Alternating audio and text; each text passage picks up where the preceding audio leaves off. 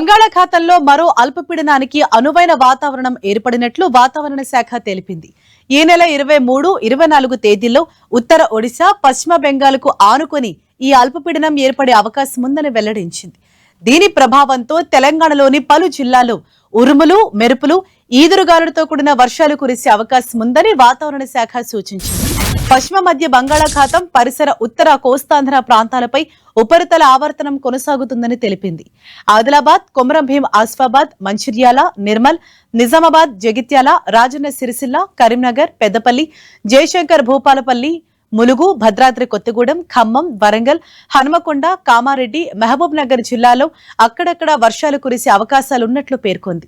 రాష్ట్రంలో గడిచిన 24 గంటల్లో కొన్ని చోట్ల భారీగా, మరికొన్ని చోట్ల ఓ మోస్తరు వర్షాలు నమోదయ్యాయి.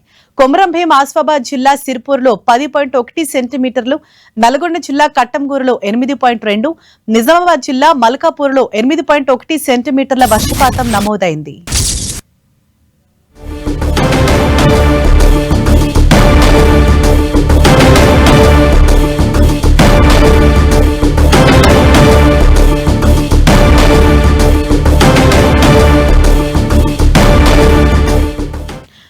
ఇదే విషయంపై మరింత సమాచారం మా ప్రతినిధి రాముడు మనకు అందిస్తారు. రాముడు, తెలంగాణకు ఎటువంటి వర్ష సూచన చేసింది వాతావరణ శాఖ?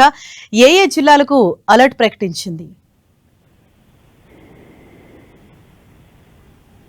అనేక జిల్లాల్లో మోస్తారుగా వర్షం కురుస్తుంది. కొన్ని ప్రాంతాల్లో కొంచెం భారీగా వర్షం కురుస్తుండగా మరికొన్ని ప్రాంతాల్లో మాత్రం మోస్తారుగా వర్షం కురుస్తున్నటువంటి పరిస్థితి ఉంది. రాత్రి నుంచి అంటే నిన్న సాయంత్రం నుంచి కూడా నిన్న మధ్యాహ్నం అడపదడప అక్కడక్కడ కొంత వర్షం కురిసింది, కానీ కొంత హెవీగా కురవనటువంటి పరిస్థితి ఉంది. మిగతా ప్రాంతాల్లో మాత్రం రాత్రి నుంచి హైదరాబాద్ నగరంలో అనేక సర్కిళ్ల పరిధిలో అనేక ప్రాంతాల్లో ఓ మోస్తారుగా వర్షం కురవగా ఈ రోజు ఉదయం నుంచి మళ్ళొకసారి ముసురు ప్రారంభమైంది.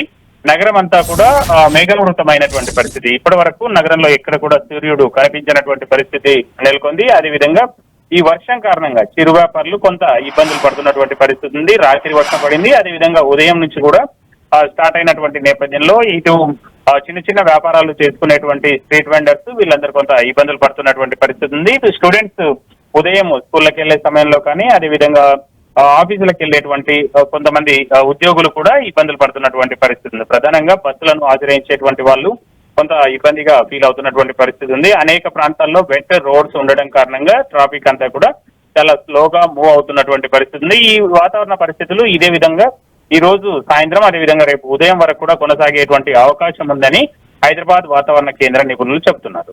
థాంక్యూ రాముడు.